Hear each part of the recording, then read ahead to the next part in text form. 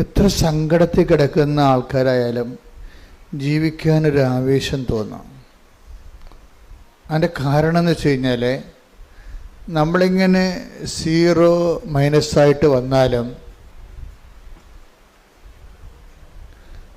ദൈവം divide of our merits,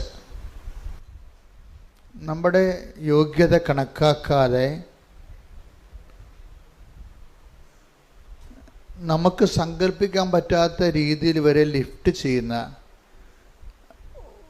സാക്ഷ്യങ്ങൾ ശരിക്കും നമുക്ക് വല്ലാത്ത പ്രത്യാശ തരാനുണ്ട്. ഈ ദിവസങ്ങളിൽ ഏതാണ്ട് ഒരേ സ്വഭാവത്തിലുള്ള 2 സാക്ഷ്യങ്ങൾ വന്നായിരുന്നു. വിഷയം ഒന്നാണ്, 2 വ്യക്തികൾക്ക് 2 രാജ്യങ്ങൾ സംഭവിക്കുന്നതാണ്. വിഷയം ഒന്നാണ്, ഒരു GNM നേഴ്സ്, നേഴ്സിംഗ് അസിസ്റ്റൻ്റ്. അപ്പോൾ നേഴ്സിംഗ് അസിസ്റ്റൻ്റിൻ്റെ കാര്യം അറിയാമല്ലോ, അവർക്ക് കുറച്ച് കഷ്ടപ്പാടാണ്. അവർക്ക് കുറേ അധികം വർക്ക് ലോഡ് വരും. പിന്നെ എല്ലാവരും അവരുടെ പേര് ഭരിക്കാൻ ചെല്ലും. അവരുടെ മുകളിൽ നേഴ്സുണ്ട്, ഡോക്ടറുണ്ട്, കുറേ ആൾക്കാരുണ്ട്. അപ്പോൾ അവരുടെ വർക്ക് കുറേ വർക്ക് ചെയ്ത് കഴിയുമ്പോൾ അവർക്ക് സങ്കടം വരും. എങ്ങനെയെങ്കിലും ഇതിൽ നിന്ന് മാറി ഒന്ന് രജിസ്റ്റേർഡ് നേഴ്സായാൽ കൊള്ളാമെന്ന്. പക്ഷെ അതിനൊക്കെ പല പല പരീക്ഷകളൊക്കെ എഴുതണം, അതിനുള്ള കഴിവുണ്ടാകത്തില്ല.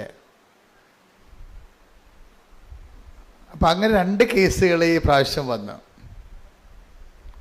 ഒരു കേസെന്ന് പറയുന്നത് സിൽവിയ എന്ന് പറഞ്ഞ ഒരു നേഴ്സിൻ്റെ സാക്ഷ്യമാണ്. അതുപോലെ ഹസ്ബൻഡ് റിജോ. അപ്പോൾ അവർ ഇതുപോലെ GNM ആണ്, ആസ്ട്രേലിയയിലാണ് വർക്ക് ചെയ്യണത്. ആസ്ട്രേലിയയിൽ പോകുന്നതിന് വേണ്ടി അവർ രജിസ്റ്റേർഡ് നേഴ്സാകാൻ വേണ്ടിയാണ് മാതാവിൻ്റെ അടുത്ത് ഉടമ്പടി ചെയ്തിരിക്കുന്നത്, പ്രാർത്ഥിച്ചിരിക്കുന്നത്. പക്ഷേ വിഷയം എന്താ വെച്ച് കഴിഞ്ഞാൽ അതിൻ്റെ അകത്തൊരു ടെസ്റ്റ് വരണത്, ഇവർ പ്രാർത്ഥിച്ച കാര്യം മറന്നുപോകും. കാര്യം മറന്നു പോകേണ്ടതിൻ്റെ കാരണം, ഇപ്പം നമ്മൾ എന്താണ് ഈ വിഷയങ്ങൾ മറന്നു പോകാൻ കാരണം? നമ്മളത് രജിസ്റ്റർ ചെയ്യാത്ത കൊണ്ടാണ്, അല്ലേ? നമ്മുടെ തലയിൽ അത് രജിസ്റ്റർ ചെയ്യാത്ത കാര്യങ്ങളല്ലേ മറന്നു പോണത്. എന്തുകൊണ്ടാണ് ഇവർ GNM മാറിയിട്ട് രജിസ്റ്റർ നേഴ്സ് ആകണമെന്ന് മാതാവിനോട് പറഞ്ഞ കാര്യം ഇവർ മറന്നുപോയി. കാര്യം എന്താണ്? അത് നടക്കത്തില്ലെന്ന് ഇവർ തന്നെ. കാര്യം അതിന് കുറേ പരീക്ഷകളൊക്കെ ഉണ്ടല്ലോ. ആ പരീക്ഷകൾ എഴുതാനുള്ള കപ്പാസിറ്റി അവർക്ക് ഇല്ലാത്തത് കൊണ്ട് അവർ 200 ആപ്ലിക്കേഷൻസ് പലയിടത്തായിട്ട് വെച്ചിട്ടുണ്ട്. 200 റിജക്റ്റ് ചെയ്ത് പോയി. അപ്പോൾ എത്രയോ വർഷമെടുത്ത്. റിജക്ഷൻ റേറ്റ് എന്ന് പറഞ്ഞാൽ 10-20 അല്ലേ, 200 ആപ്ലിക്കേഷൻസ് വെച്ചിട്ട് 200 പല രാജ്യങ്ങളിൽ പല ഹോസ്പിറ്റലിൽ റിജക്റ്റ് ആയത് കൊണ്ടാണ് ഇത് കിട്ടാക്കനിയാണ് എന്ന് വിചാരിച്ചുകൊണ്ട് അവർ രജിസ്റ്റർ ചെയ്യാതെ, തലയിൽ മെമ്മറിയിൽ രജിസ്റ്റർ ചെയ്യാതെ അത് മറന്നുപോയി.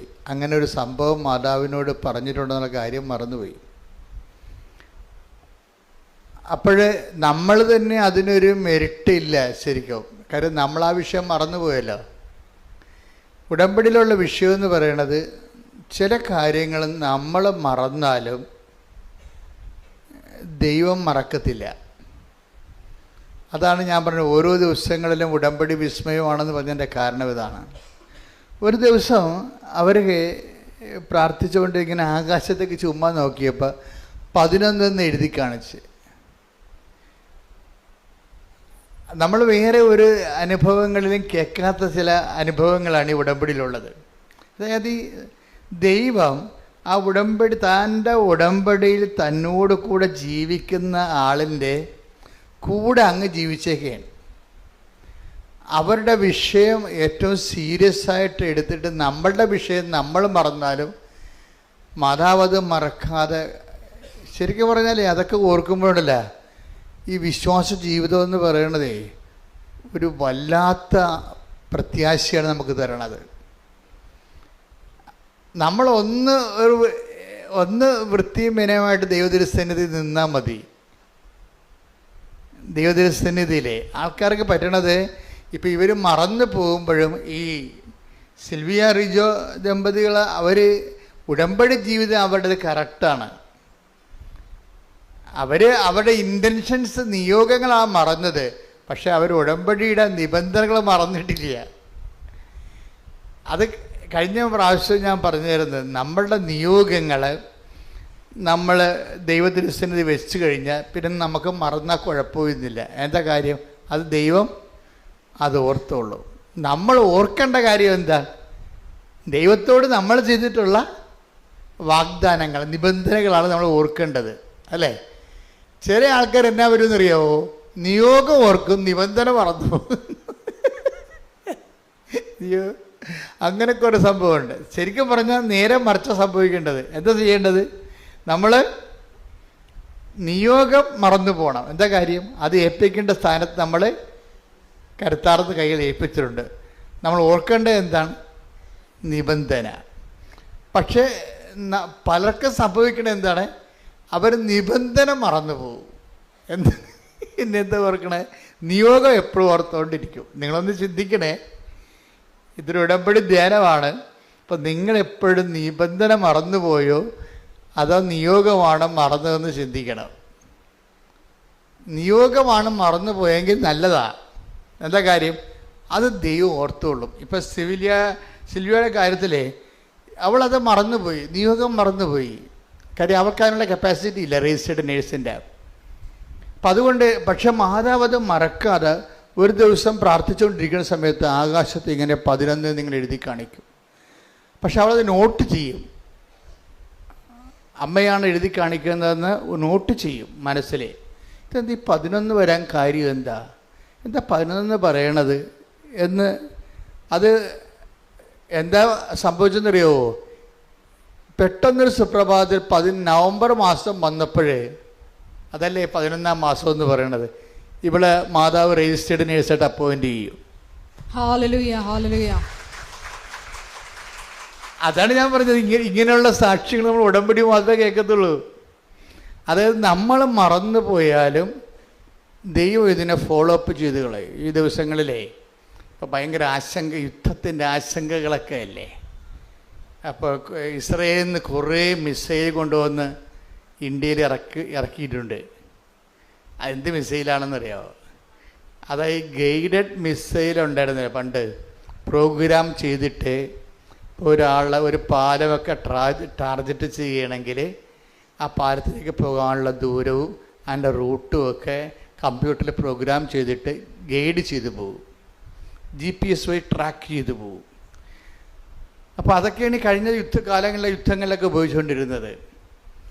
അപ്പോൾ അതിൻ്റെ ഒരു കുഴപ്പമെന്ന് പറയണത് GPS വർക്ക് ചെയ്തില്ല എന്നുണ്ടെങ്കിൽ ഇത് വർക്ക് ചെയ്യത്തില്ല, ദിശ മാറിപ്പോകും. അത് നെറ്റും കാര്യങ്ങളൊക്കെ കൃത്യമായിട്ട് വർക്ക് ചെയ്യുന്നില്ല എന്നുണ്ടെങ്കിൽ മിസൈൽ ലക്ഷ്യസ്ഥാനത്ത് എത്തത്തില്ല. ഇപ്പം ഇറക്കുമതി ചെയ്തിരിക്കുന്ന മിസൈൽ എന്താണ്? GPS വർക്ക് ചെയ്തില്ലെങ്കിലും ഇത് തന്നെത്താൻ തന്നെ ട്രാക്ക് ചെയ്ത് പോകും. GPS-ൻ്റെ ആവശ്യമില്ല. ഈ ഉടമ്പടി ഏതാണ്ട് ഇതുപോലൊരു ഏർപ്പാടാണ്. അത് നമ്മൾ മറന്നു പോയാലും ദൈവം അത് ഓർത്തുകൊണ്ട് അതിൻ്റെ ലക്ഷ്യങ്ങളിലേക്ക് നമ്മളെ കൊണ്ടെത്തിക്കും. നമ്മൾ മറന്നു പോകാത്ത കാര്യം എന്താ? പോകരുതാത്ത കാര്യം എന്താണ്? ദൈവത്തോട് ചെയ്തിട്ടുള്ള നിബന്ധനകളെ മറന്നു പോകരുത്. അതിവർ ഈ സിൽവിയയും റിജോയും ആ ഒരു ടൈപ്പ് പാർട്ടിയാണ്. അതിൽ ദൈവത്തോട് ചെയ്ത വാഗ്ദാനങ്ങൾ, ഇത് ഭയങ്കര സീരിയസ് ആയിട്ട് നമ്മൾ ശ്രദ്ധിക്കേണ്ട കാര്യമാണ്. സീരിയസ് ആയിട്ട് എന്ന് വെച്ച് കഴിഞ്ഞാൽ നിയോഗങ്ങൾ നമുക്ക് മറക്കാം, പക്ഷേ നിബന്ധന നമ്മൾ മറന്നു പോകരുത്. കാര്യം എന്താണ്? അത് വിശ്വസ്തതയുടെ വിഷയമാണ്. ഉടമ്പടി എന്ന് പറയുന്നത് വിശ്വാസത്തിൻ്റെ വിഷയമല്ല. ഉടമ്പടി എപ്പോഴും ഓർത്തേക്കണം. ഇപ്പോൾ ആധ്യാത്മികത അല്ലെങ്കിൽ പ്രാർത്ഥന എന്ന് പറയുമ്പോൾ ഉടനെ ജനങ്ങൾ പറയുന്നത് എന്താണ്? അത് വിശ്വാസം, അവനവൻ്റെ വിശ്വാസമല്ലേ, അതവൻ്റെ ഉള്ളിലിരിക്കേണ്ടതല്ലേ എന്നൊക്കെ പറയും. പക്ഷേ ഇത് എപ്പോഴും ഓർക്കണം, ഉടമ്പടി വർക്ക് ചെയ്യണത് വിശ്വാസത്തിലല്ല. പിന്നെ എന്തിനാണ് വർക്ക് ചെയ്യണത്? വിശ്വസ്തതയിലാണ് വർക്ക് ചെയ്യണത്. ഇത് എനിക്ക് തോന്നുന്നത് ഈ നൂറ്റാണ്ട് മൊത്തം ജനങ്ങളെ പഠിപ്പിക്കേണ്ടി വരുമെന്നാണ്. കാര്യം നമ്മളെ പണ്ട് മുതലേ വിശ്വാസമല്ലേ എല്ലാന്നും പറഞ്ഞ് പഠിച്ച് രണ്ട് സ്വർണ്ണക്കച്ചവടക്കാരൻ അവൻ്റെ സ്വർണം വിറ്റഴിക്കാൻ വേണ്ടി ഇപ്പം ചെയ്തു വരും. വിശ്വാസമല്ലേ അല്ല, വിശ്വാസമല്ല എല്ലാം. എന്താണ്?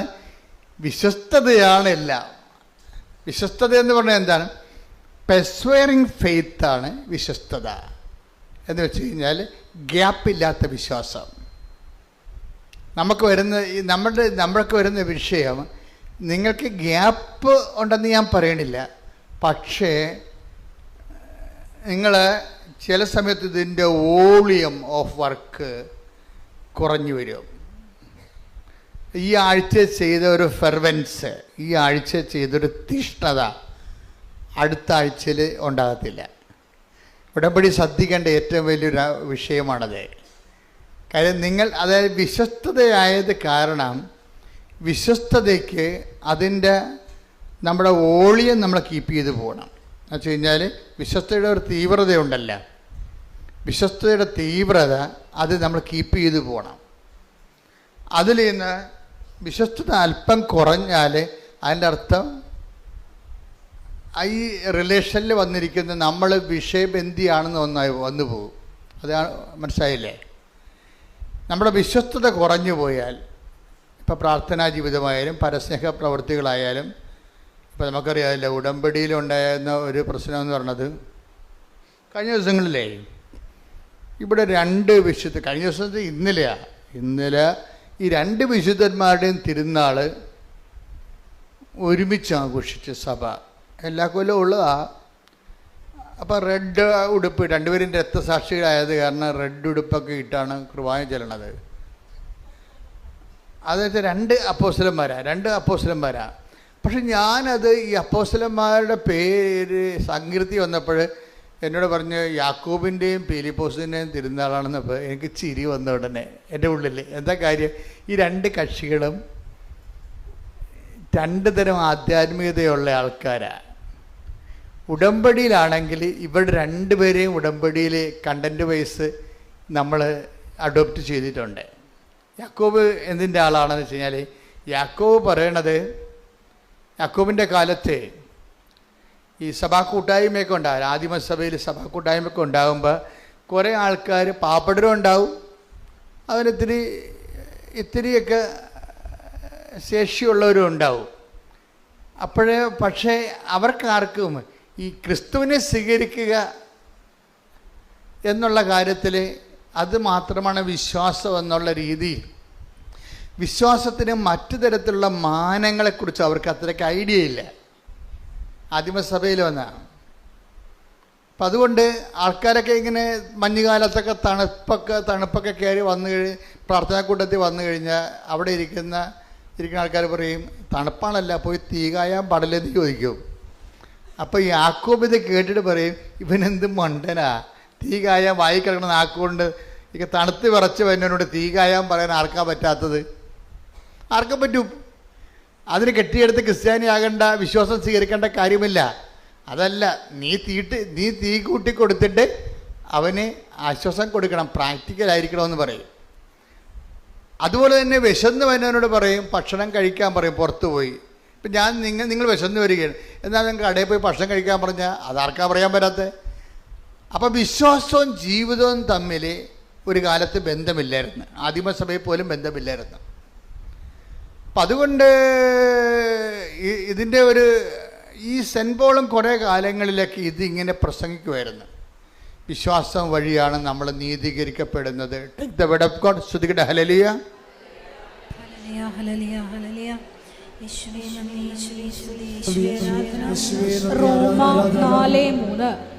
റോമാക്കാർക്ക് എഴുതിയ ലേഖനം അല്ല, അത് ആദ്യത്തെ ലേഖനമാണിത്.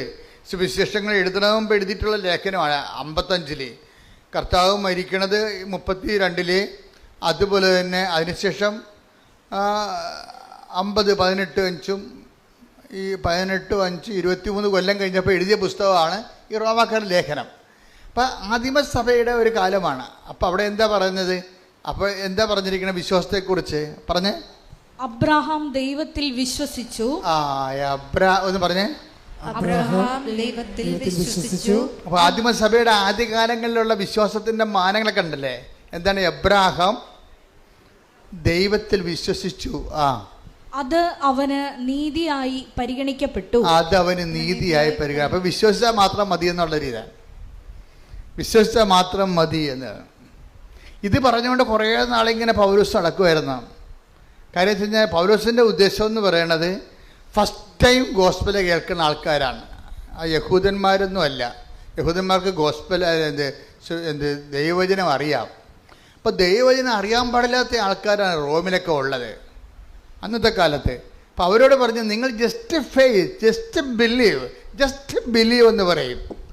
ആ ഗെറ്റ് സേവ്ഡ്, വിശ്വസിക്കുക രക്ഷ പ്രാപിക്കുക എന്ന് പറയും. അതാണ് ആദ്യകാലങ്ങളിൽ പറഞ്ഞുകൊണ്ട് നടന്നത്.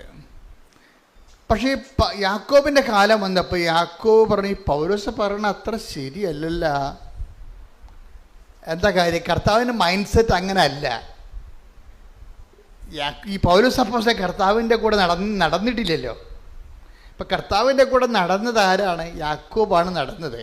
അപ്പം യാക്കോബ് പറയും, ഈ കർത്താവിൻ്റെ കൂടെയുള്ള വിയർപ്പും ഗന്ധവും ഒക്കെ അറിഞ്ഞ ഞങ്ങളാണ്. കർത്താവിൻ്റെ കഥകൾ പറഞ്ഞിരിക്കുന്ന കഥകൾ കേട്ടതും ഞങ്ങളുടെ ജീവിതത്തിൽ തന്നെ ഉണ്ടായിരുന്ന പ്രശ്നങ്ങളൊക്കെ പരിഹരിച്ച സമയത്ത് ഇങ്ങനെ വിശ്വസിച്ചാൽ മാത്രം മതിയെന്ന് യേശു ഒരിക്കലും പറയത്തില്ല. യേശുവിൻ്റെ മൈൻഡ് സെറ്റ് അതല്ല, ഉള്ളിലിരിപ്പ് അതല്ല. അതിന് പത്രോസ് പറഞ്ഞു, ഞങ്ങളൊക്കെ കേട്ടിരിക്കുന്നത് സമറിയക്കാരുടെ കഥകളാണ്, അല്ലാതെ പൗലോസൊന്നും കേട്ടിട്ടില്ല കർത്താവിൻ്റെ വായിൽ നിന്ന്. ഞങ്ങൾ സമറിയക്കാരൻ്റെ കഥകൾ ഞങ്ങളോട് കർത്താവ് പറഞ്ഞിട്ടുണ്ട്. എന്താണ്? ഒരു സമറിയക്കാരൻ ഒരു വഴിയെ ഒരു യാത്ര ചെയ്തുകൊണ്ട് പോകുന്ന സമയത്ത് ഒരാൾ കള്ളന്മാരുടെ കയ്യിൽ അകപ്പെട്ട്, അതുപോലെ തന്നെ ഒന്ന് വായിച്ചാലോ, ലൂക്കാ 10:30. ഒരുവൻ ജെറുസലേമിൽ നിന്ന് ജെറീക്കോയിലേക്ക് പോവുകയായിരുന്നു. അവൻ കവർച്ചക്കാരുടെ കയ്യിൽ പെട്ടു. അവർ അവന്റെ വസ്ത്രങ്ങൾ ഉരിഞ്ഞെടുത്ത് അവനെ പ്രഹരിച്ച് അർദ്ധപ്രാണനാക്കിയിട്ട് പോയി കളഞ്ഞു. ഒരാളെ ഉപദ്രവിച്ചിട്ട് അയാളെ ഉള്ളതെല്ലാം കൊള്ളടിച്ചിട്ട് അയാളെ വഴിയരികെ തള്ളിയിട്ട് കള്ളന്മാർ പോയി. വായിച്ചോളൂ അടുത്തത്. ഒരു പുരോഹിതൻ ആ വഴിയെ വന്നു. പിന്നെ അതിന് ലേവായം വന്നു. പിന്നെ ആരാ വരണത്? എന്നാൽ ഒരു സമരിയാക്കാരൻ യഹൂദന്മാരുമായിട്ട് ഭയങ്കര ഉടക്കുള്ള പാർട്ടിയാണ്. പക്ഷേ ഈ ഉടക്കുള്ള പാർട്ടി വരുമ്പോഴും ഉടക്ക് ഒന്നും മനസ്സിൽ വെക്കാതെ ഈയിടെ കിടപ്പ് കണ്ടപ്പോഴേ, അതാണ് വിഷയം. ഉടക്ക് നേരത്തെ ഇവർ തമ്മിൽ വംശീയമായ ഉടപ്പ്, സമുദായ ഉടക്കൊക്കെ ഉള്ള ആൾക്കാരാണ്. പക്ഷേ ഏത് സമുദായ ഉടക്കുണ്ടായാലും പരസ്പര വിരുദ്ധരായാലും സുവിശേഷം സ്വീകരിച്ചു കഴിഞ്ഞാൽ അത് മറന്നിട്ട് എന്താണ് ഒരു മനുഷ്യൻ്റെ ആവശ്യം അതനുസരിച്ച് അവനെ ആശ്വസിപ്പിക്കാനുള്ള ബാധ്യത വിശ്വാസിക്കുണ്ടെന്നാണ് ഈശോ പറഞ്ഞു വെച്ചത്. അല്ലേ? വായിച്ചേ. എന്നാൽ ഒരു സമരിയാക്കാരൻ യാത്രാമധ്യേ അവൻ കിടന്ന സ്ഥലത്ത് വന്നു. അവനെ കണ്ട് മനസ്സലിഞ്ഞ് വിശ്വാസിക്ക് ഉണ്ടാകേണ്ട ഒരു വിഷയം, ഒരു സങ്കടകരമായ അവസ്ഥ കണ്ടാൽ വിശ്വാസിക്ക് ഉണ്ടാകേണ്ട ആദ്യ പ്രകടനം എന്താണ്? അവനെ കണ്ട് മനസ്സലിയണം. അല്ലെങ്കിൽ പറവോൻ്റെ ഹൃദയം പോലെ കഠിനമായി കഴിഞ്ഞാൽ വിശ്വാസിയായിട്ടും വലിയ കഥയൊന്നുമില്ല. അതാണ് വിഷയം. സുവിശേഷം വളരെ സിമ്പിളാണ്. ഞാൻ നിങ്ങളോടും ഇതിനകത്ത് ഒത്തിരി ന്യൂ കമേഴ്സ് ഉള്ളത് കൊണ്ടാണ് ഞാൻ ഇങ്ങനെ സിമ്പിളായിട്ട് പറയണത്. കേട്ടോളൂ, വായിച്ചോളൂ. മനസ്സലിഞ്ഞ് അടുത്തു ചെന്ന് എണ്ണയും വീഞ്ഞും ഒഴിച്ച് അവന്റെ മുറിവുകൾ വച്ചുകെട്ടി തന്റെ കഴുതയുടെ പുറത്ത് കയറ്റി ഒരു സത്രത്തിൽ കൊണ്ടുചെന്ന് പരിചരിച്ചു. അടുത്ത ദിവസം അവൻ സത്രം സൂക്ഷിപ്പുകാരന്റെ കയ്യിൽ 2 ദനാറ കൊടുത്തിട്ട് പറഞ്ഞു, ഇവന്റെ കാര്യം നോക്കിക്കൊള്ളണം. കൂടുതലായി എന്തെങ്കിലും ചെലവാകുന്നെങ്കിൽ ഞാൻ തിരിച്ചു വരുമ്പോൾ തന്നുകൊള്ളാം. അപ്പൊ ഇതാണ് വിഷയം. ഒരു ബന്ധവുമില്ല, പരസ്പര ശത്രുത ഇരുന്നൊരു സമുദായമാണ്. എന്നിട്ട് പോലും അവൻ അടിപെട്ട് പോയാൽ അവനെ താങ്ങിക്കൊണ്ടുപോയി പരിചരിച്ചിട്ട് അതിന് എക്സ്ട്രാ വരുന്ന ചിലവുകളും ഇവൻ്റെ കാര്യം നോക്കിക്കൊള്ളണമെന്നാണ് പറഞ്ഞത്. അതാണ് അതിൻ്റെ അകത്ത് ഏറ്റവും മനോഹരമായ വാക്ക്. എന്താണ്? ഇവൻ ആ വചനം ഏതാ നമ്പർ വായിച്ചു? ലൂക്ക 10:35. ലൂക്ക 10:35 ഇതിൻ്റെ ഒരു സൗന്ദര്യം എന്ന് പറയണത്. എന്താണത്? ഇവന്റെ കാര്യം നോക്കി പറഞ്ഞ ഇവന്റെ കാര്യം നോക്കിക്കൊള്ളണം. അപ്പൊ വിശ്വാസം എന്ന് പറഞ്ഞത് എന്താണ്? വിശ്വാസം ഈശോ എന്താ പറഞ്ഞു വെക്കണത്? എബ്രഹാം വിശ്വസിച്ച് നീതിയായി പരിഗണിച്ചു എന്നല്ല പറയണത്, ഇവന്റെ കാര്യം നോക്കിക്കൊള്ളണം. നീ എന്ത് വിശ്വാസിയാണെന്ന് പറഞ്ഞാലും കുഴപ്പമില്ല, പക്ഷെ ഇവന്റെ കാര്യം നോക്കിക്കൊള്ളണം. നിന്റെ മുമ്പിൽ വീണ് കിടക്കുന്നവന്റെ കാര്യം നോക്കണം. അവനാണ് വിശ്വാസി എന്നാണ് പറഞ്ഞത്. ഇതാണ് യാക്കോബ് പഠിച്ചത്. പൗലോസ് അത് പഠിച്ചിട്ടില്ല. പൗലോസ് പഠിക്കാത്ത കൊണ്ടാണ് പറഞ്ഞത് വിശ്വാസം മൂലം നീതീകരിക്കണം എന്ന് പറഞ്ഞതിൻ്റെ കാര്യം. യാക്കോബ് പറഞ്ഞു നീതീകരിക്കത്തില്ല. യാക്കോബ് എന്താ പറഞ്ഞിരിക്കണമെന്ന് അറിയാവോ? 2:16 വായിച്ചേ. നിങ്ങളിൽ ആരെങ്കിലും ശരീരത്തിനാവശ്യമായത് അവർക്ക് കൊടുക്കാതെ സമാധാനത്തിൽ പോവുക, തീ കായുക, വിശപ്പടക്കുക എന്നൊക്കെ അവരോട് പറയുന്നെങ്കിൽ അതുകൊണ്ട് എന്ത് പ്രയോജനം? ആശ്വാസവചനം കൊണ്ട് എന്ത് പ്രയോജനമെന്നാ? ഒരു പ്രയോജനവും ഇല്ല. വിശ്വാസം തീർത്തിട്ടേ നാട്ടുകാരുടെ ആശംസകൾ പറഞ്ഞിട്ട് കാര്യമില്ലെന്നാ പറയണത്. അടുത്ത വായിച്ചേ. പ്രവൃത്തികൾ കൂടാതെയുള്ള വിശ്വാസം. 2:17 യാക്കോബിന്റെ എന്താ ഏറ്റു പറഞ്ഞ? പ്രവൃത്തികൾ കൂടാതെയുള്ള വിശ്വാസം അതിൽ തന്നെ നിർജീവമാണ്. ഇവിടെയാണ് യാക്കോബ് വെട്ടിത്തിരിക്കണത്. തേങ്ങ ഒട്ടക്കണ പോലെ ഒട്ടച്ചതി മാറ്റണം കണ്ടില്ല, 2 കഷ്ണമാക്കും. എന്താണ്? വിശ്വാസത്തെ 2ആയിട്ട് തിരിക്കും. എന്തു ചെയ്യും? ഒന്ന്, പ്രവൃത്തികൾ കൂടാതെയുള്ള വിശ്വാസം. പറഞ്ഞേ. പ്രവൃത്തികൾ കൂടാതെയുള്ള വിശ്വാസം അതിൽ തന്നെ നിർജീവമാണ്. അതാ വിഷയം. എന്താണ്? വിശ്വാസത്തെ തന്നെ യാക്കോബ് 2ആയിട്ട് പറയും. എന്താണ്? സജീവ വിശ്വാസമുണ്ട്, നിർജീവ വിശ്വാസമുണ്ട്. ഇവിടെയാണ് പൗലോസ് പണി മേടിക്കണത്. ഇത് യാക്കോബ് ഈ കാര്യത്തിൽ യാക്കോബ് കറക്റ്റായിട്ട് സ്റ്റാൻഡ് എടുക്കും. എന്താണ്? വിശ്വാസമില്ലെന്നൊന്നും ഞാൻ പറയണില്ല, പക്ഷെ വിശ്വാസം 2 തരമുണ്ട്. എന്താണ്?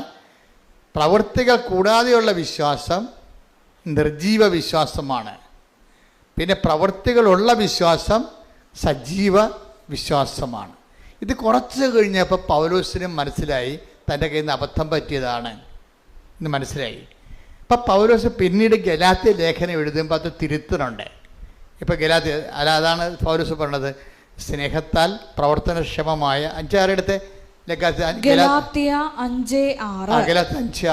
സ്നേഹത്തിലൂടെ പ്രവർത്തനനിരതമായ വിശ്വാസമാണ്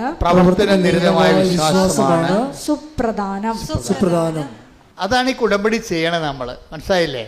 അപ്പം നിങ്ങൾ ചില അതായത് ഒന്ന് പറഞ്ഞ സ്നേഹത്തിലൂടെ പ്രവർത്തനനിരതമായ വിശ്വാസമാണ് സുപ്രധാനം. അപ്പൊ ഉടമ്പടിയുടെ ഒരു സൗന്ദര്യം എന്താ? അതായത് ഇൻ കേസ് ഇപ്പം നിനക്ക് മറന്നു പോയെന്നില്ല. ഇപ്പം അവരെന്താ പറഞ്ഞ? സിൽവിയ, റിജോയും ഇങ്ങനെ മറന്നുപോയി. എന്ത് മറന്നുപോയി? രജിസ്റ്റേർഡ് നേഴ്സ് ആകണമെന്നുള്ള ആഗ്രഹം തന്നെ മറന്നുപോയി. ദാറ്റ് മീൻസ് അവരുടെയൊക്കെ നെറ്റ് വർക്ക് ചെയ്യണില്ല. പക്ഷെ മിസൈൽ നെറ്റില്ലാതെ GPS ഇല്ലാതെ തന്നെ ഗൈഡ് ചെയ്ത് ഹിറ്റ് ചെയ്യണ കണ്ടില്ലേ? ഇതാണ് ഈ പ്രവർത്തനത്തിൻ്റെ സംഭവം. അതായത് GPS ഇല്ലാതെ തന്നെ, GPS ട്രാക്കിംഗ് ഇല്ലാതെ തന്നെ, നെറ്റ് വർക്ക് ചെയ്യാതെ തന്നെ മിസൈൽ ഹിറ്റ് ചെയ്യണ പോലെയാണ് നമ്മളുടെ വിശ്വാസം. സജീവമാണെങ്കിൽ നമ്മുടെ വിഷയം നമ്മൾ മറന്നാലും നിന്റെ ദൈവം മറക്കത്തില്ലെന്ന് മാത്രമല്ല, നിന്റെ ലക്ഷ്യത്തിനെ എത്തിച്ചിരിക്കും. അതാണ് ഉടമ്പടി. ശ്രദ്ധിക്കട്ടെ. ഹല്ലേലൂയ.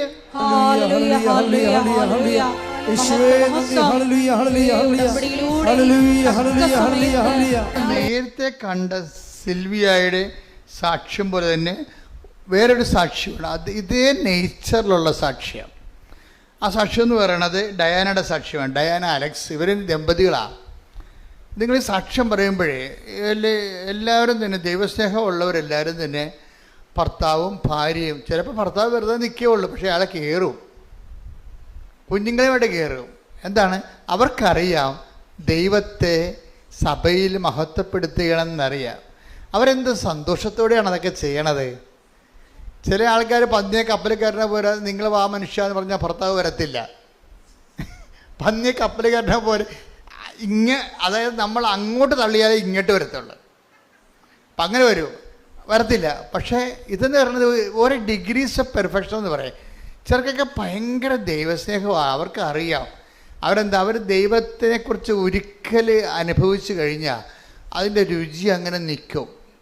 ദൈവം എന്ന് വെച്ചാൽ അത്രയ്ക്ക് സൂപ്പറാണ്. നമ്മളിപ്പോൾ കുരിശ് മരണം പീഡാനുഭവം എന്നൊക്കെ പറഞ്ഞ് കുരിശിൻ്റെ വഴി നടത്തി ഈ ഒരു ജന്മം മുഴുവൻ കുരിശിൻ്റെ വഴി നടത്തിയാലും ഈ കുരിശ് എടുക്കാനുണ്ടായ സമയത്ത് ഈശോയ്ക്കുണ്ടായിരുന്ന നമ്മോടുള്ള സ്നേഹമില്ലേ, അത് ഒരു 5 മിനിറ്റ് പോലും അനുഭവിക്കാതെ എത്ര ജന്മങ്ങളാണെന്ന പാഴ് ജന്മങ്ങളായി പോണത്. ഇത് ഭയങ്കര ദൈവം വല്ലാത്ത ഒരു പ്രണയത്തിലാണ് ഈ സംഭവം മുഴുവൻ ചെയ്തിരിക്കുന്നത്. അല്ലെങ്കിൽ ഇത് സാങ്കേതികമായിട്ട് ചെയ്ത കാര്യമല്ല. ഇത് സാങ്കേതികമായിട്ട് ചെയ്യണമെങ്കിൽ ഇതെടുക്കേണ്ട കാര്യമില്ല. ദൈവത്തിൻ്റെ അറിവ് അനുഗ്രഹത്തോടു കൂടി നിൻ്റെ പാപം ക്ഷമിച്ചിരിക്കണമെന്ന് മാത്രം ഒരു വാക്ക് പറഞ്ഞാൽ മതി. അത് പറയാതെ പാപത്തിന് പരിഹാരം എന്ന് പറയുന്നത് നീതിയുള്ള ദൈവത്തിൻ്റെ ബോധങ്ങളിലുള്ളതാണെങ്കിൽ അതിന് സെൽഫായിട്ട് ഇൻവോൾവ് ചെയ്തുകൊണ്ട് പരിഹാരം ചെയ്യുന്നത് സ്നേഹത്തിൻ്റെ ഒരു പ്രകർഷമാണ്. ശരിക്കും പറഞ്ഞാൽ അത് മനസ്സിലാക്കി തരാനാണെന്ന് നമ്മൾ പ്രാർത്ഥിക്കേണ്ടത്. ഒന്ന് പ്രാർത്ഥിച്ചേ. കർത്താവായ ദൈവമേ, നീ ഞങ്ങളോട് കാണിച്ച സ്നേഹത്തിന്റെ സഹനങ്ങളിലെ സ്നേഹധാരകളെ മനസ്സിലാക്കുവാൻ നിന്നെ മനസ്സിലാക്കുവാൻ ഞങ്ങൾക്ക് പ്രത്യേക അഭിഷേകം നൽകണമേ. സ്തുതിക്കട്ടെ. ഹല്ലേലൂയ, ഹല്ലേലൂയ, ഹല്ലേലൂയ, ആരാധന. ഹല്ലേലൂയ,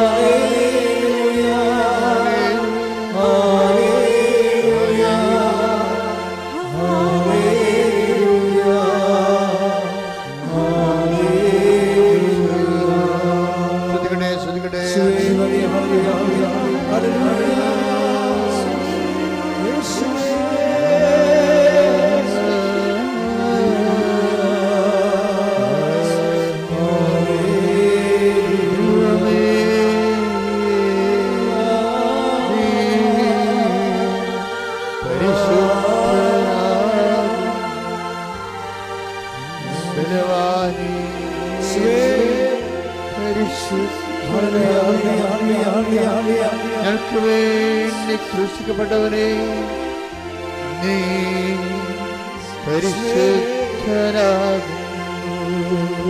ദൈവമേ, നീ പരിശുദ്ധനാകുന്നു. ബലവാനേ, നീ പരിശുദ്ധനാകുന്നു. ഞങ്ങൾക്ക് വേണ്ടി ക്രൂശിക്കപ്പെട്ടവനെ നീ പരിശുദ്ധനാകുന്നു. ഞങ്ങൾക്ക് വേണ്ടി തിരുവിടാൽ മറുപേറ്റവനെ നീ പരിശുദ്ധനാകുന്നു. ഞങ്ങൾക്ക് വേണ്ടി മുളുക്കിടം ചൂടിയവനെ നീ പരിശുദ്ധനാകുന്നു. ദൈവമേ, നീ പരിശുദ്ധനാകുന്നു. ബലവാനേ, നീ പരിശുദ്ധനാകുന്നു. ഞങ്ങൾക്ക് വേണ്ടി ക്രൂശിക്കപ്പെട്ടവനെ നീ പരിശുദ്ധനാകുന്നു. ദൈവമേ, നീ ദൈവമേ, നീ പരിശുദ്ധനാകുന്നു. സ്തുതിക്കട്ടെ, സ്തുതിക്കട്ടെ, സ്തുതിക്കട്ടെ.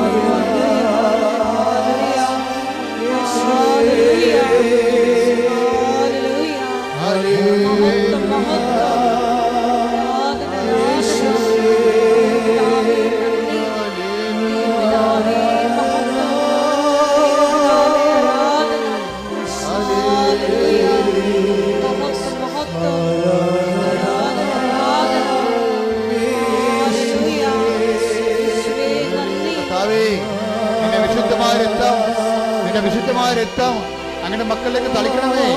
കർത്താവേ, നിന്റെ വിശുദ്ധമായ രക്തം അങ്ങനെ മക്കളിലേക്ക് തളിക്കണമേ. മാരക രോഗങ്ങള്, ശീലവേദികള്, ജീവിതങ്ങള്, ജീവ തടസ്സങ്ങള്, യേശു ക്രിസ്തുവിന്റെ രക്തം സകല പാപങ്ങളിൽ നിന്ന് മോചിക്കുന്ന കർത്താവായ യേശു ക്രിസ്തുവിന്റെ വിശുദ്ധ രക്തം നിന്റെ സർവ്വ പാപങ്ങളിൽ നിന്ന്, രോഗങ്ങളിൽ നിന്ന് മോചിക്കട്ടെ. ശുദ്ധിക്കട്ടെ.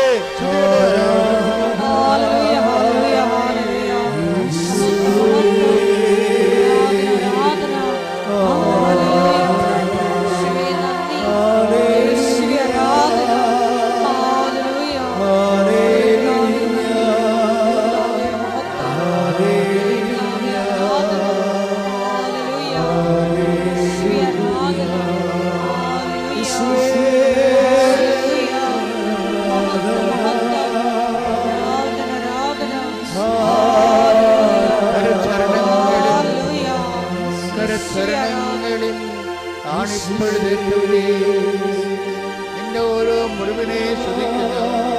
നിനക്ക് നന്ദി പറയുന്നു. ശത്രുക്കൾ ഉഴുതത് എന്റെ മുതുകിലാകുന്നു. കർത്താവേ, നിന്റെ മുതുകിലെ ചോരപ്പാടുകളെ കുമ്പിട്ടാരാധിക്കുന്നു, സ്തോത്രം ചെയ്യുന്നു. കർത്താവേ, ശത്രുക്കൾ ഉഴുതത് എന്റെ മുതുകിലാകുന്നു. ഈശോ, ഈശോ, ഈശോ,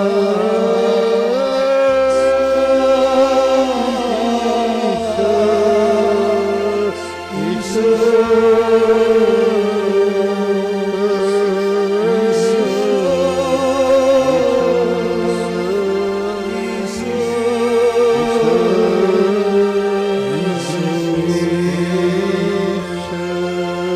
ശത്രുക്കൾ ഉഴുതത് എന്റെ മുതുകിലാണ്. കർത്താവേ, നിന്റെ മുതുകിലെ പാടുകളെ, ഉഴവ് ചാലുകളെ, കർത്താവേ, നിന്റെ മുതുകിലെ പാടുകളെ, ഉഴവ് ചാലുകളെ, ചോരച്ചാലുകളെ കുമ്പിട്ടാരാധിക്കുന്ന, സ്വസ്ത്രം ചെയ്യുന്ന, കുമ്പിട്ടാരാധിക്കുന്ന, സ്വസ്ത്രം ചെയ്യുന്ന ഈശോ, ഈശോ, ഈശോ. ഉന്നതമായ നാമത്തിന് എല്ലാ മാലാഖമാരുടെ കൂടെ, എല്ലാ വിശുദ്ധന്മാരുടെ കൂടെ, എല്ലാ വേദസാക്ഷികളുടെ കൂടെ, എല്ലാ രക്തസാക്ഷികളുടെ കൂടെ ഈശോ നിന്റെ നാമത്തെ വാഴ്ത്തുന്നു, നിന്റെ നാമത്തെ വാഴ്ത്തുന്നു. ഹല്ലേലൂയ, ഹല്ലേലൂയ, ഹല്ലേലൂയ. ദൈവമേ, നീ പരിശുദ്ധനാകുന്നു. ബലവാനേ, നീ പരിശുദ്ധനാകുന്നു. നിനക്ക് വേണ്ടി ക്രൂശിക്കപ്പെട്ടവനെ നീ പരിശുദ്ധനാകുന്നു. നിനക്ക് വേണ്ടി തെരുവിലാൽ മരുവത്തവനെ നീ പരിശുദ്ധനാകുന്നു. നിനക്ക് വേണ്ടി മുതുകിൽ ഉഴവുകാലം ഉണ്ടാക്കിയവനെ നീ പരിശുദ്ധനാകുന്നു. ചോരപ്പാടുകളെ ധ്യാനിച്ചുകൊണ്ട് നിന്നെ ആരാധിക്കുന്നു, സ്തുതിക്കുന്നു, അങ്ങേക്ക് നന്ദി പറയുന്നു. നിന്നെ ആരാധിക്കുന്നു, സ്തുതിക്കുന്നു, അങ്ങേക്ക് നന്ദി പറയുന്നു. നിന്റെ നാമത്തിൽ പാപങ്ങൾ മാറിപ്പോകട്ടെ, നിന്റെ നാമത്തിൽ രോഗങ്ങൾ സൗഖ്യപ്പെടട്ടെ, നിന്റെ നാമത്തിൽ കരൾ രോഗങ്ങള് സൗഖ്യമാകട്ടെ, നിന്റെ നാമത്തിൽ ശിരസ് രോഗങ്ങള് സൗഖ്യമാകട്ടെ. ഈശോ, നീ വാഴ്ത്തപ്പെട്ടവനാകുന്നു. നിന്റെ നാമത്തിലെ കിഡ്നി രോഗങ്ങള് സൗഖ്യമാകട്ടെ, നിന്റെ നാമത്തിലെ കണ്ണ് കാഴ്ച കുറവുള്ളവരെ സൗഖ്യം പ്രാപിക്കട്ടെ, നിന്റെ നാമത്തിലെ ഹൃദയവേദന ഉള്ളവരെ, ഹൃദയ രോഗികളെ സൗഖ്യം പ്രാപിക്കട്ടെ, നിന്റെ നാമത്തിലെ മക്കളില്ലാത്തവർക്ക് മക്കൾ ജനിക്കട്ടെ, നിന്റെ നാമത്തിലെ മാരക രോഗങ്ങള് തീരാവേദന മാറിപ്പോകട്ടെ, നിന്റെ നാമത്തിൽ തീരാ ദുരിതങ്ങളും ദുഃഖങ്ങളും ജോലിയില്ലാത്ത അവസ്ഥകളും കുടുംബത്തിൽ സമാധാനം ഇല്ലാത്ത അവസ്ഥകളും നിന്റെ നാമത്തിലെ എല്ലാ ഭാരങ്ങളും രോഗങ്ങളും ക്ലേശങ്ങളും മാറിപ്പോകട്ടെ. ഈശോ, നീ പരിശുദ്ധനാകുന്നു. ഈശോ, നീ പരിശുദ്ധനാകുന്നു. ഈശോ, നീ പരിശുദ്ധനാകുന്നു.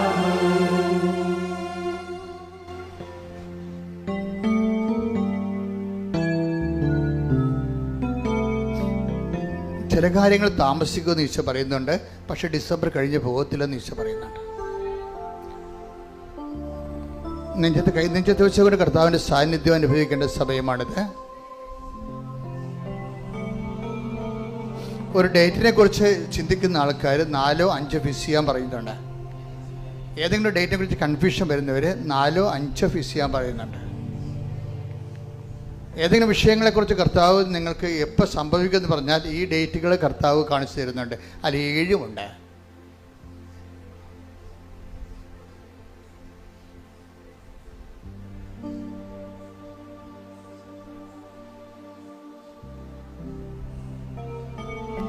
ശരീരത്തിൻ്റെ ഒരു ഭാഗമുണ്ട്, അത് വളരെ സോഫ്റ്റ് ആയിട്ടുള്ള ഭാഗമായിരുന്നു, പക്ഷെ അതിപ്പോഴും കല്ലുപോലെ ഇരിക്കുകയാണ്. ആ ഭാഗത്തെ കർത്താവ് സൗഖ്യപ്പെടുത്തിക്കൊണ്ടിരിക്കുന്നു. ശ്രുതികട ഹല്ലേലൂയ.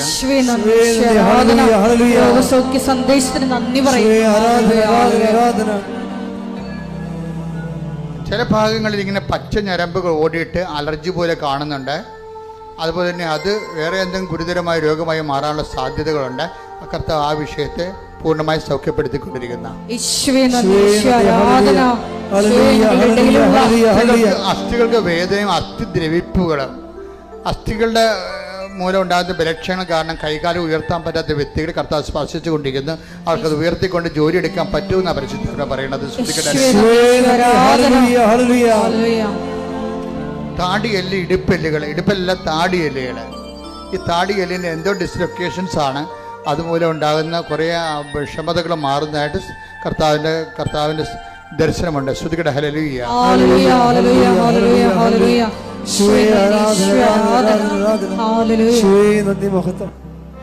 വലത് കക്ഷം ഉയർത്തുമ്പോൾ ആ കക്ഷത്തിൻ്റെ അവിടെ ഒരു മുഴ പോലെ ഇങ്ങനെ കാണും. നമ്മൾ സാധാരണ കാണുന്ന എല്ലിൻ്റെ മുഴയല്ല, അല്ലാത്ത മുഴ. കർത്താവ് സുഖപ്പെടുത്തുന്നതായിട്ട് മെസ്സേജ് ഉണ്ട്. സന്ദേശിക്കുന്നു. കണ്ണെപ്പോഴും കരുകരുത്ത കാരണം എപ്പോഴും കൂളിംഗ് ഗ്ലാസ് വെച്ചാൽ നടക്കാൻ തോന്നുക. പക്ഷെ വെക്കാൻ ഇഷ്ടമില്ല കൂളിംഗ് ഗ്ലാസ്. പക്ഷെ വെക്കാതെ പറ്റത്തില്ല ചില സ്ഥലങ്ങളിൽ. കണ്ണിൻ്റെ കുഴപ്പങ്ങളാണ്. കണ്ണുകളെ കർത്താവ് സൗഖ്യപ്പെടുന്നതായിട്ട് സന്ദേശമുണ്ട്. മക്കളില്ലാത്തതിൻ്റെ പ്രധാനപ്പെട്ട കാരണം പുരുഷനാണ്. ചില കേസിൽ മക്കളില്ലാത്തതിൻ്റെ പ്രധാനപ്പെട്ട കാരണം പുരുഷനാണ്. പക്ഷെ അതൊക്കെ അദ്ദേഹത്തിനുണ്ടാകുന്ന മറ്റ് ജനിതകമായ പ്രശ്നങ്ങളെ കർത്താവ് പരിഹരിക്കുന്നതായിട്ട് സന്ദേശമുണ്ട്.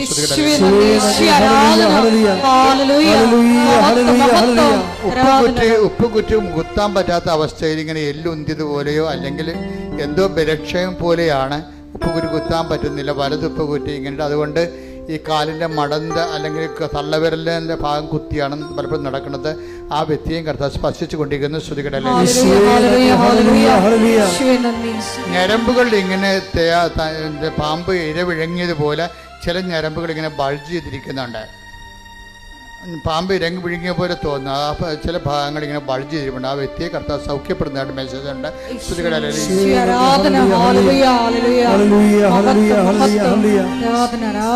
ഒരു നിമിഷം മൗനമാകാം. കർത്താവിൻ്റെ സാന്നിധ്യത്തെ വ്യക്തിപരമായ ആവശ്യങ്ങൾ പ്രാർത്ഥിക്കേണ്ട സമയമാണിത്. ദൈവത്തിൻ്റെ ചൈതന്യവും ശക്തിയും നിറഞ്ഞു നിൽക്കുന്ന സമയമാണ്. എവിടെയാണ് നിങ്ങൾക്ക് രോഗമുള്ളത് അവിടെയെല്ലാം കൈകൾ വെച്ചുകൊണ്ട് നിങ്ങൾ വിശ്വാസ പ്രമാണം ചൊല്ലിക്കൊണ്ട് ഈ ദൈവികമായ നിറവിൻ്റെ നിമിഷങ്ങളെ കർത്താവിൻ്റെ ദൃശ്യ മാതാവിൻ്റെ മധ്യസ്ഥതയിൽ സ്വീകരിക്കുക. ദൈവസ്നേഹത്തെ നിറയുക.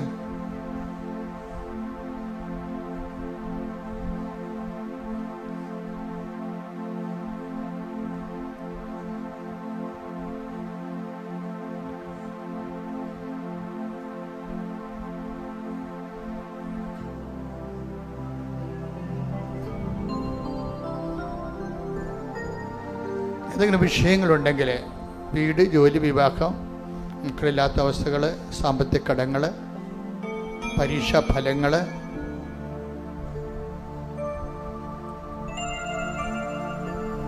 എഴുതാനുള്ള പരീക്ഷകൾ, ഇൻ്റർവ്യൂകൾ, അതിൻ്റെ റിസൾട്ട് പ്രതീക്ഷിക്കുന്നവർ ആ വിഷയം ഇപ്പോൾ സമർപ്പിച്ച് പ്രാർത്ഥിക്കേണ്ടതാണ്. ആ മേഖലയെല്ലാം ദൈവികമായ ഇടപെടലുണ്ടാകുന്ന ദൈവികമായ സമയമാണത്. കടകമ്പോളത്തിൽ നടക്കുന്നവരും കടലിൽ കച്ചവടമില്ലാത്ത ഏജൻസി നഷ്ടപ്പെട്ടു പോയവരും മറ്റുള്ള കയ്യിൽ നിങ്ങളുടെ പണം, നിങ്ങൾ അധ്വാനിച്ച പണം കുടുങ്ങിപ്പോയവരും പോലീസ് കേസ് അകപ്പെട്ടവരും പ്രാർത്ഥിച്ചുകൊണ്ടിരിക്കേണ്ട സമയമാണ്. സ്ഥാപനിക വസ്തുക്കൾ നഷ്ടപ്പെട്ടു പോയവരും അതിർത്തി തർക്കമുള്ളവരും ഉടമ്പടി ലംഘിച്ചിട്ടുള്ളവരും പ്രാർത്ഥിക്കേണ്ട സമയമാണ്.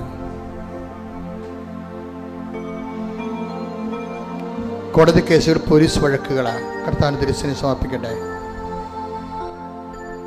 എല്ലാം സമർപ്പിച്ചുകൊണ്ട് ഇടിമുഴക്കുമ്പോൾ സ്തുതിക്കട്ടെ, സ്തുതിക്കട്ടെ. ഹല്ലേലൂയ. ഹല്ലേലൂയ, ഹല്ലേലൂയ, ഹല്ലേലൂയ. അവിടുത്തെ ജീവിക്കുന്ന സാന്നിധ്യത്തിന് നന്ദി പറയുന്നു. Hallelujah, hallelujah. മഹത്വം, മഹത്വം. ആരാധന, ആരാധന. ഹല്ലേലൂയ, ഹല്ലേലൂയ, ഹല്ലേലൂയ. യേശുവേ നന്ദി, യേശുവേ ആരാധന. ഹല്ലേലൂയ. മഹത്വം, മഹത്വം. ആരാധന, ആരാധന. ഹല്ലേലൂയ. ആരാധന, ആരാധന, ആരാധന,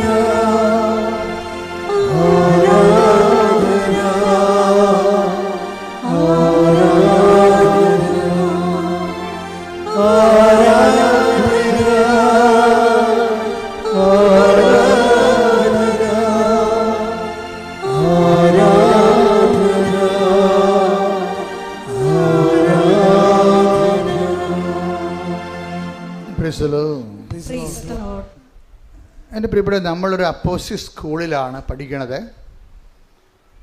ഉടമ്പടിയുടെ ഒരു ഭാഗമാണ് നമ്മൾ കണ്ടത്. എന്താണ്? പ്രവൃത്തികൾ മൂലമുള്ള വിശ്വാസമാണ് എന്താണ്? സജീവ വിശ്വാസം. അതൊരു അപ്പോസിറ്റ് സ്കൂളാണ്. ഉടമ്പടി ഇത്രയും ഗൈഡഡ് മിസൈലായിട്ട് ഇത് വർക്ക് ചെയ്യണതിൻ്റെ കാര്യം, ഇത് ട്രാക്ക് ചെയ്യാതെ തന്നെ, GPS ഇല്ലാതെ തന്നെ വർക്ക് ചെയ്യുന്ന പോലെ ഓട്ടോമാറ്റിക്കായിട്ട് ഹിറ്റ് ചെയ്യാൻ കാരണം നമ്മളുടെ ആ ഭാഗത്ത് നിന്ന് അപ്പോസ്തലികമായിട്ടുള്ള ആ ഒരു പാരമ്പര്യമുണ്ട്. എന്താണ്? വിശ്വാസം പ്രവൃത്തി മൂലം സാധൂകരിക്കപ്പെടുന്നു. അതാ യാക്കോബ് 2:17 നമ്മൾ കണ്ടത്. പിന്നെ ഗലാത്യർ 5:6 കണ്ടത്. ഇതുപോലെ തീഷ്ണമായ മറ്റൊരു സ്കൂളാണ് ഫിലിപ്പോസിൻ്റെ സ്കൂള്. ഫിലിപ്പോസിൻ്റെ സ്കൂൾ എന്താണ്? എത്ര കൊലക്കൊമ്പനാണെന്ന് പറഞ്ഞാൽ ശരി, അയാളുടെ കൂടെ ചേർന്ന് നടക്കും. ഒരു കോൺഫിഡൻസും ഇല്ല, ഒരു ഇൻഫീരിയോറിറ്റി കോംപ്ലക്സും ഇല്ല. സുവിശേഷകൻ്റെ ഏറ്റവും വലിയതാണ്. ഒരു ഇൻഫീരിയോറിറ്റി കോംപ്ലക്സും ഇല്ല. പരിശുദ്ധാത്മാവ് പറഞ്ഞു, ആ വരുന്ന സിറിയയിലെ ഫൈനാൻസ് മിനിസ്റ്ററാണ്, അയാളുടെ കൂടെ ചേർന്ന് നടക്കാൻ പറഞ്ഞു. ഉടനെ ഫിലിപ്പോസ് അയാളുടെ കൂടെ രഥത്തിൻ്റെ കൂടെ ചേർന്ന് നടക്കും. നമുക്ക് ആ ഭാഗം വായിക്കാം. വായിച്ചേ, ശ്രുതികട. ഹല്ലേലൂയ, ഹല്ലേലൂയ, ഹല്ലേലൂയ, ഹല്ലേലൂയ. അപ്പോസ്തല പ്രവർത്തനങ്ങൾ 8-ാം അധ്യായം 27 മുതലുള്ള തിരുവചനങ്ങൾ. മറന്നു പോകരുത്, മനസ്സിൽ കുറിക്കണം. എന്താണ് അപ്പോസ്തല പ്രവർത്തനം 8-ാം അധ്യായം 27 മുതലുള്ള തിരുവചനങ്ങൾ. 27 മുതലുള്ള തിരുവചനങ്ങൾ. അവൻ എഴുന്നേറ്റ് യാത്ര തിരിച്ചു. ആരാണ്? ഫിലിപ്പോസ്. അപ്പോൾ എത്യോപ്യക്കാരനായ ഒരു ഷണ്ടൻ എത്യോപ്യ രാജ്ഞിയായ കന്ദാക്കയുടെ ഭണ്ഡാര വിചാരിപ്പുകാരൻ ജെറുസലേമിൽ ആരാധിക്കാൻ പോയിട്ട് തിരിച്ചു വരികയായിരുന്നു. രഥത്തിലിരുന്ന് അവൻ ഏശയ്യായുടെ പ്രവചനം വായിച്ചുകൊണ്ടിരുന്നു. ആത്മാവ് ഫിലിപ്പോസിനോട് പറഞ്ഞു, ആ രഥത്തെ സമീപിച്ച് അതിനോട് ചേർന്ന് നടക്കുക. ഫിലിപ്പോസ് അവന്റെ അടുക്കൽ ഓടിയെത്തി. അവൻ ഏശയ്യായുടെ പ്രവചനം വായിക്കുന്നത് കേട്ട് ചോദിച്ചു, വായിക്കുന്നത് നിനക്ക് മനസ്സിലാകുന്നുണ്ടോ? അവൻ പ്രതിവചിച്ചു, ആരെങ്കിലും വ്യാഖ്യാനിച്ചു തരാതെ എങ്ങനെയാണ് ഞാൻ മനസ്സിലാക്കുക? രഥത്തിൽ കയറി തന്നോട് കൂടെ ഇരിക്കാൻ ഫിലിപ്പോസിനോട് അവൻ അപേക്ഷിച്ചു. അതായത് ഫിലിപ്പോസ് കണ്ടില്ലേ, ഫിലിപ്പോസിന് ഒരു നോട്ട് കിട്ടിയപ്പോൾ തന്നെ ഫിലിപ്പോസിനോട് എന്താ പറഞ്ഞത്? ആ രഥത്തിലൂടെ പോകുന്നത് ഫൈനാൻസ് മിനിസ്റ്ററാണ് എത്യോപ്യയിലെ. അപ്പം അദ്ദേഹത്തിൻ്റെ കൂടെ ചേർന്ന് നടക്കാൻ പോയും. അപ്പോഴെന്താ പറയണത്? നടക്കണ്ടേ, അയാൾ വല്ലതും പറയുക, അയാൾ എന്നെ പിടിച്ചോണ്ട് പോവുക, അങ്ങനെയല്ല, ഓടിയെത്തിയെന്ന് പറഞ്ഞ. അടാ, പറഞ്ഞത് കേട്ടത് പാതി, കേൾക്കാത്തത് പാതി. പ്രേക്ഷിതൻ അങ്ങനെയാണ്. ഒരാളെ ഈശോയെ അറിയിക്കുന്നതിന് വേണ്ടി അപ്പോസ്തലൻ്റെ ഒരു ഓട്ടമുണ്ട്. അതായത് അത് നടന്നല്ല തീർക്കണത്. അതുകൊണ്ടാണ് പൗലോസ് അങ്ങനെ പറയണത്, ഞാൻ നല്ല ഓട്ടം ഓടി. ഇവിടെ വായിച്ച ശ്രുതികട. ഹല്ലേലൂയ, യേശുവേ നന്ദി. ഹല്ലേലൂയ ഹല്ലേലൂയ. യേശുവേ ആരാധന ആരാധന ആരാധന. യേശുവേ നന്ദി. മഹത്വം മഹത്വം മഹത്വം. ഹല്ലേലൂയ ഹല്ലേലൂയ ഹല്ലേലൂയ. 2 തിമോത്തിയോസ് 4:7. 2 തിമോത്തി 4:7. ഞാൻ നന്നായി പൊരുതി എന്റെ ഓട്ടം പൂർത്തിയാക്കി വിശ്വാസം കാത്തു. അപ്പം അത് അപ്പോസ്തലൻ്റെ ഒരു ഫെർവൻസാണ്. അതായത് ആരെ കണ്ടാലും അവരെ ക്രിസ്തുവിനെ അവർക്ക് കൊടുക്കാൻ വേണ്ടി നമ്മൾ ഒരു തീഷ്ണത. ഇത് നമ്മൾ, എനിക്ക് തോന്നുന്നത് ഉടമ്പടി എടുത്തു കഴിയുമ്പോൾ ഈ 2 കാര്യത്തിനാണ് നിങ്ങൾ പ്രാർത്ഥിക്കേണ്ടത്. എന്താണ്? എനിക്ക് അപ്പോസ്തല പ്രേക്ഷിതരായ മറ്റുള്ളവർ കർത്താവിന് കൈമാറാൻ വേണ്ടി പീലിപ്പോസിനെ പോലെ പൗലോസിനെ പോലെ എനിക്ക് ഓട്ടത്തീഷ്ണത നൽകണമെന്ന് പറയുന്നത്. ഓടിച്ചെന്ന്, അതായത് ചില ആൾക്കാരൊക്കെ പത്രം കൊടുക്കാനൊക്കെ താമസിക്കത്തില്ലേ, അല്ലേ? 30 പത്രം 30 ദിവസം കൊണ്ടല്ലേ കൊടുക്കുന്നത്.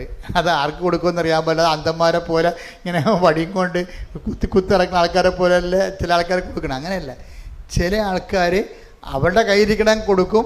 പിന്നെ എന്താണ്, വല്ല പള്ളികളിലും അതവിടെ ഇരിക്കുന്നുണ്ടെങ്കിൽ അവർക്കറിയാം അത് വായിച്ചാൽ തന്നെ ഈ മാസം കർത്താവ് ചെയ്ത ഫ്രഷായിട്ടുള്ള പ്രവർത്തനങ്ങളാണ്. പിന്നെ 10ാം കുറിപ്പാണ്. അതെന്താണ്? അച്ഛൻ്റെ കൂടെ ഇപ്പോൾ ഈശോ പറഞ്ഞുകൊണ്ടിരിക്കണില്ലേ, ഇതാണ് ഈ അടുത്ത മാസം നമുക്ക് 10ാം കുറിപ്പായിട്ട് വരണത്. അപ്പോൾ ഒന്ന് ദൈവവചനവും മറ്റ് ദൈവവചനം ആപ്ലിക്കേറ്റ് ചെയ്തിട്ടുള്ള അടയാള സാക്ഷ്യങ്ങളുമാണ് വരണത്. അതുകൊണ്ട് തന്നെ വെന്ത ബൈബിളാണ് ഈ വരണത്. അപ്പോൾ ആ ഒരു ബോധമുള്ളവൻ ഇത് മറ്റുള്ളവർക്ക് കൊടുക്കും. ഇപ്പം ഞങ്ങൾക്ക് ആ ഒരു തീഷ്ണത ഉള്ള, ഇപ്പോൾ ഇവിടെ ഒരു തീഷ്ണത ഉള്ളത് കൊണ്ടാണ് 22 ഭാഷയിൽ ഈ പത്രം ഉള്ളത്. 22 ഭാഷയിൽ കൃപാസന പത്രമുള്ളത് എന്താണ്? കർത്താവിനെ അറിയാത്തവരെ അറിയിക്കണം, അറിഞ്ഞവരെ ആഴപ്പെടുത്തണം. ഇത് നമ്മൾ ലക്ഷ്യമാക്കണം. നിങ്ങളിപ്പോൾ എന്താ പ്രശ്നം? നിങ്ങൾ പച്ചത്തിരി നീലത്തിലേക്ക് കത്തിക്കുമ്പോഴും നിങ്ങളവിടെ ലക്ഷ്യമാക്കണത് എന്താണ്? നിങ്ങളുടെ വിസ ഒന്നുകൂടി ഒന്നുകൂടി നീട്ടിക്കിട്ടണം, അല്ലെങ്കിൽ വസ്തു വിറ്റ് കിട്ടണം. അങ്ങനെയുള്ള ഇപ്പം ആദ്യകാലങ്ങളിലൊക്കെ അങ്ങനെ ദൈവം ക്ഷമിക്കും. ഉടമ്പടി പുതുക്കിയിട്ടും ആ കച്ചവടം തന്നെയാണെങ്കിൽ നടക്കത്തില്ല ഈ പരിപാടി. ഉടമ്പടി പുതുക്കി കഴിഞ്ഞിട്ട് നീ പ്രേക്ഷിത പ്രവർത്തനത്തെ പുരോഗമിച്ചില്ല, അതുപോലെ വിശ്വാസത്തിൻ്റെ പ്രവർത്തികൾ മൂലം വിശ്വാസം സജീവമാക്കിയില്ല എന്നുണ്ടെങ്കിൽ ഉടമ്പടി നിരങ്ങാൻ സാധ്യതയുണ്ട്. ഓട്ടമല്ലവരാണ്, പിന്നെ നിരങ്ങാൻ പോകും. അപ്പം അതുകൊണ്ട് എപ്പോഴും നമ്മൾ ശ്രദ്ധിക്കേണ്ടത്, നമ്മൾക്ക് എന്ത് ഈ ഉടമ്പടി എടുത്തിട്ട് നമ്മൾക്കെന്ത് പ്രയോജനം ഉണ്ടായി എന്ന് ദൈവം നോക്കിക്കൊള്ളൂ. നിങ്ങളെന്താ ചിന്തിക്കേണ്ടത്? ഞാൻ ഉടമ്പടി എടുത്തിട്ട് ദൈവത്തിന് എന്ത് പ്രയോജനം ഉണ്ടായി? അതാണ് സംഭവം. നേരെ മറിച്ചാണ് വരേണ്ടത്. ഞാൻ ഈ ഉടമ്പടി ജീവിതം തുടങ്ങിയിട്ട് അതുകൊണ്ട് ദൈവത്തിന് എന്ത് പ്രയോജനം ഉണ്ടായി? അപ്പോൾ ഉടമ്പടി ചിലപ്പോൾ സിൽവർ ഗ്രേ വരെ വന്നായിരിക്കും, പക്ഷേ ദൈവത്തിനുള്ള പ്രയോജനം വളരെ ചുരുക്കമായിരിക്കും. അവരെപ്പോഴും ആന്തി നടക്കണത് അവർക്കെന്ത് പ്രയോജനം ഉണ്ടായി, അവർക്കെന്ത് പ്രയോജനം ഉണ്ടായെന്നാണ്. ഇപ്പം ദൈവത്തിനാണ് എന്ത് പ്രയോജനം ഉണ്ടായെന്ന് നമ്മൾ ചിന്തിക്കുന്നിടത്താണ് ദൈവസ്നേഹം ഉള്ളവരാണ് അങ്ങനെ ചിന്തിക്കുന്നത്. നിങ്ങൾക്ക് മാത്രം എന്ത് പ്രയോജനം ഉണ്ടായെന്ന് ചിന്തിച്ചു കഴിഞ്ഞാൽ നിങ്ങൾക്ക് നിങ്ങളുടെ വിഷയങ്ങളുള്ള സ്നേഹമാണ്, ദൈവത്തോടുള്ള സ്നേഹം അല്ല. അപ്പം ആ ഒരു ലെവലിൽ നിങ്ങൾ വളർന്നിട്ടില്ലെന്ന് എൻ്റെ അർത്ഥം. 5 പുതുക്കി എനിക്കെന്ത് പ്രയോജനം ഉണ്ടായി? എനിക്ക് കിട്ടിയിട്ടുള്ള കുറേയൊക്കെ അനുഭവങ്ങൾ കിട്ടി, കുറേയൊക്കെ അടയാളം കണ്ട്, ഞാൻ സാക്ഷിയൊക്കെ പറഞ്ഞതാണ്. ഇങ്ങനെ ആണ് ആൾക്കാർ ചിന്തിക്കുന്നത്. അങ്ങനെയല്ല, മറിച്ച് ദൈവത്തിന് എന്ത് പ്രയോജനം ഉണ്ടായി? ദൈവത്തിന് പ്രയോജനം ഉണ്ടായതായിട്ട് ദൈവത്തിന് തോന്നിക്കഴിഞ്ഞാൽ പിന്നെ ഇതിന് GPS-ൻ്റെ ആവശ്യമില്ല. നെറ്റ്വർക്കില്ലാതെ തന്നെ ഈ സാധനം ഹിറ്റ് ചെയ്യും. അതെപ്പോഴും നമ്മുടെ ഏറ്റവും ടെക്നിക്കാണ് ഞാനിപ്പോൾ നിങ്ങളോട് പറഞ്ഞു തരണം, അല്ല നിങ്ങളെ കുറ്റപ്പെടുത്തുകയല്ല. എന്താണ് ഇതിന് ടെക്നിക്കാണ്. അതായത് ഈ ഉടമ്പടി ജീവിച്ചിട്ട് ദൈവത്തിന് എന്ത് പ്രയോജനം ഉണ്ടായി? ഞാൻ മൂലം എത്ര പേര് ഉടമ്പടി ജീവിതത്തിലോട്ട് വന്നു? ചിലർക്ക് പത്രം കൊടുത്തിട്ട് പോരും, ചിലർ അങ്ങനെയല്ല. അവർ എണ്ണിയിരിക്കുകയാണ്. 100, 110, 150, 200 അങ്ങനെ എണ്ണിയിട്ടുണ്ടവർ. എന്താണ്? അവർ മൂലം ഉടമ്പടി ജീവിതത്തിലോട്ട് വന്ന ആൾക്കാരുടെ എണ്ണമാണത്. നിങ്ങൾ ചിലപ്പോൾ ഇതുപോലെയുള്ള സുവിശേഷ വേല ചെയ്യും, പക്ഷേ നിങ്ങളത് കിട്ടി അത് ആരെങ്കിലും വന്ന് കാണുമായിരിക്കും. അപ്പോൾ അതിന് അത്ര കണ്ട് ഇൻട്രസ്റ്റ് കാണിക്കത്തില്ല. അപ്പോൾ അതെന്ന് വെച്ചാൽ ഇതിൻ്റെ പുറകെ നടക്കണം. അതാണ് ആ ബൈബിൾ ജനത്തിൽ എഴുതി. പീലിപ്പോസ് 2 കാര്യം ചെയ്തു. എന്താണ്? ഓടി വന്നു, പിന്നെ എന്താണ്? രഥത്തിൻ്റെ ഒപ്പം നടന്നു. അതാണ് വിഷയം. രണ്ട് കാര്യങ്ങളാണ് അവിടെ നിന്ന് ചെയ്യേണ്ടത്, പ്രേക്ഷിത പ്രവർത്തനം ചെയ്യേണ്ടത്. ഒരാളെ കണ്ടെത്തി കഴിഞ്ഞാൽ അവനെ ഫോളോ ചെയ്യാൻ നമ്മൾ താമസിക്കരുത്. രണ്ടാമത്തത് എന്താണ്? ഓടി വരണം. പിന്നെ എന്ത് ചെയ്യണം? ചേർന്ന് നടക്കണം. ചേർന്ന് നടക്കുമ്പോൾ ഇടയ്ക്ക് നമ്മളൊക്കെ വിളിച്ച് ചോദിക്കുകയും കുറിച്ചങ്ങനെ അന്വേഷിക്കുകയും അവിടെ പ്രാർത്ഥനാ വിഷയം ഏറ്റെടുത്ത് പ്രാർത്ഥിക്കുകയും ചെയ്യണം. ഇപ്പോൾ എല്ലാവർക്കും കൃപാസനത്തിൽ വിളിക്കാൻ പറ്റുമോ? കിട്ടത്തില്ല. ഞങ്ങൾ 800 ഫോൺ അറ്റൻഡ് ചെയ്യുന്നുണ്ട് ഇവിടെ ഒരു ദിവസം. 800 ഫോൺ വിളിക്കണത് ആരാണ്? വിളിക്കണത് 2000 പേര് വിളിച്ചിട്ടാണ് നമുക്ക് 800 ഫോൺ അറ്റൻഡ് ചെയ്യാൻ പറ്റേണ്ടത്. അപ്പം അതിൻ്റെ ബാക്കി എന്ത് ചെയ്യണം? നിങ്ങൾ തന്നെ ആയിരിക്കണം നിങ്ങൾ കണ്ടെത്തുന്ന വ്യക്തികളുടെ സ്പോൺസറായി എന്നുകൊണ്ട് നിങ്ങൾ അവരെ ഫോളോ ചെയ്ത് പ്രാർത്ഥിക്കണം. മനസ്സിലായില്ലേ? നിങ്ങളുടെ സൽപ്രവൃത്തികളും നിങ്ങളുടെ സുവിശേഷ പ്രവർത്തനങ്ങളും എല്ലാം അവരെ കൂടി കവർ ചെയ്തുകൊണ്ട് പ്രാർത്ഥിക്കണം. അതുകൊണ്ടേ ഒന്ന് സ്തുതിച്ച മക്കളെ. യേശുവേ സ്തോത്രം. ഹല്ലേലൂയ. ഹല്ലേലൂയ ഹല്ലേലൂയ ഹല്ലേലൂയ ഹല്ലേലൂയ.